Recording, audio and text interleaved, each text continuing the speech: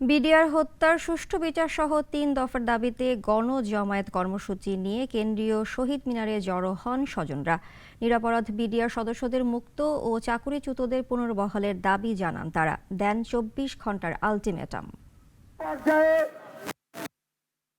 সকাল থেকেই কেন্দ্রীয় শহীদ মিনারে জড়ো হতে থাকেন সারা দেশ থেকে আগত চাকরিচ্যুত বিডিআর সদস্য ও কারাগারে থাকা সদস্যদের আত্মীয় স্বজন। কানায় কানায় পূর্ণ হয় মিনার প্রাঙ্গণ। গণজমায়েত রূপ নেয় মহাসমাবেশে। ২০০৯ সালের ২৫ ও ২৬শে ফেব্রুয়ারি রাজধানীর পিলখানায় ঘটেছিল দেশের ইতিহাসের অন্যতম জঘন্য এ হত্যাকাণ্ড, যা বিডিআর বিদ্রোহ হত্যাকাণ্ড নামে পরিচিতি পায় সর্বত্র।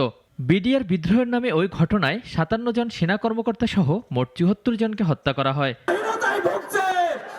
সেই হত্যাকাণ্ডের সুষ্ঠু বিচার, নিরপরাধ সদস্যদের মুক্তি ও বিনা দোষে চাকরি হারানো সদস্যদের ক্ষতিপূরণ সহ পুনর্বহালের দাবিতে বিক্ষোভ সমাবেশ করে চাকরিচ্যুত সদস্য ও তাদের পরিবারের সদস্যরা।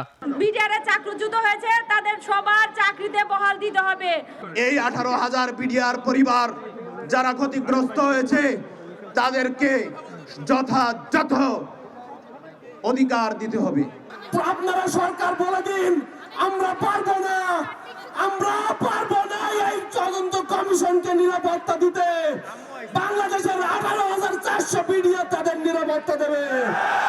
শহীদ মিনারে সমাবেশ শেষে প্রধান উপদেষ্টার বাসভবনের উদ্দেশ্যে রওনা হন বিক্ষোভকারীরা, কিন্তু টিএসসি পার হলে জাতীয় জাদুঘরের সামনে তাদের পথ অবরোধ করে আইনশৃঙ্খলা বাহিনী। পরে সেখানেই অবস্থান কর্মসূচি পালন করেন তারা।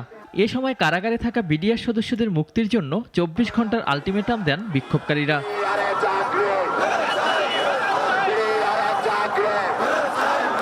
বিক্ষোভকারীদের পক্ষে দাবি দেওয়া তুলে ধরতে একটি প্রতিনিধি দল প্রধান উপদেষ্টার সাথে দেখা করতে তার বাসভবন যমুনায় গিয়েছেন।